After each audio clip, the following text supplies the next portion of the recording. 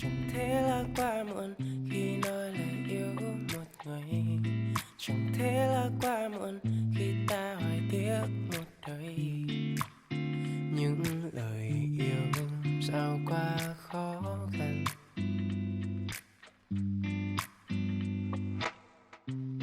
Kìa những tháng năm dài ta đã cùng đi bên nhau. Nhìn đóa môi em cười cho ta một vết thương sâu.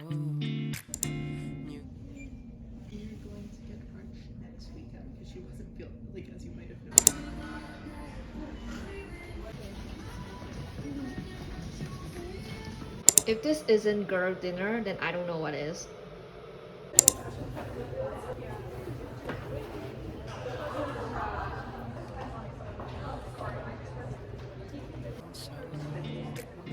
Những lời yêu sao quá khó khăn. Chuyện rằng mơ màng anh dám yêu dấu trong anh từng phút. Yên lặng là từng câu hát anh yêu em, viết ra không tên. Khi đêm đến về, chuyện rằng năm tháng cứ trôi chẳng thấy. Quay lại, tại sao anh vẫn đau khi nhìn thấy em bên ai?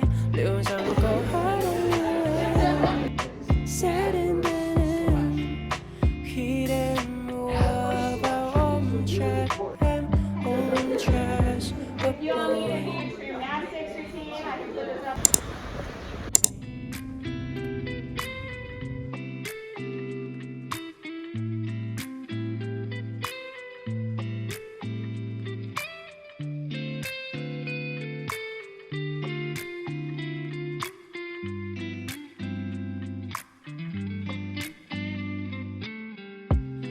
Tìm thấy nhau cả rồi nhưng trong lòng vẫn chơi vơi. Thả tiếng yêu không lời trôi theo ngọn gió muôn nơi. Những lời yêu sao quá khó khăn. Chuyện rằng mơ màng anh dám yêu dấu trong anh từng phút. Yên lặng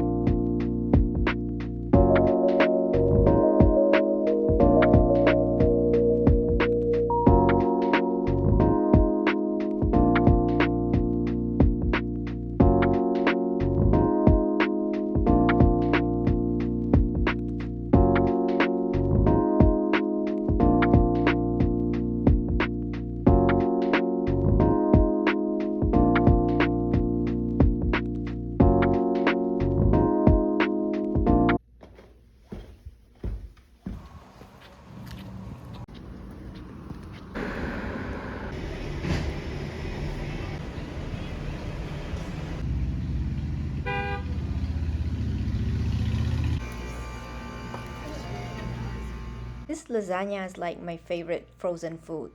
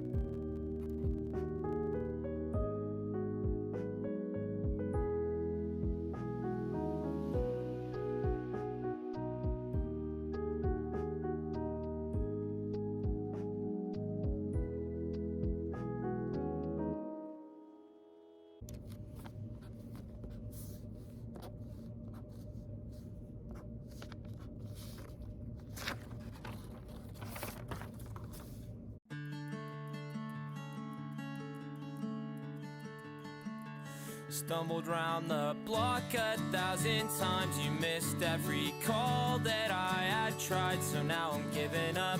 A heartbreak in mid-December. You don't give a fuck, you never remember me.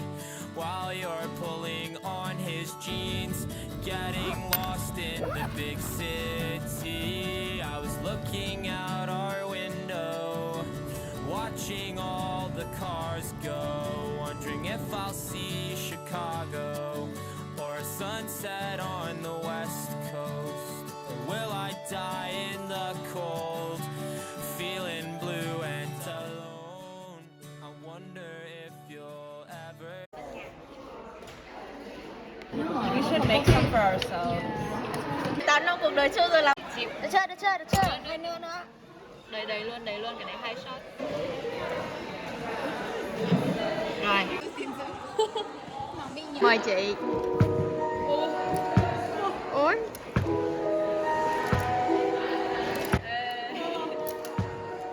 Hear this song on your stereo. I hope you get your ballroom floor, your perfect house with rose red doors. I'm the last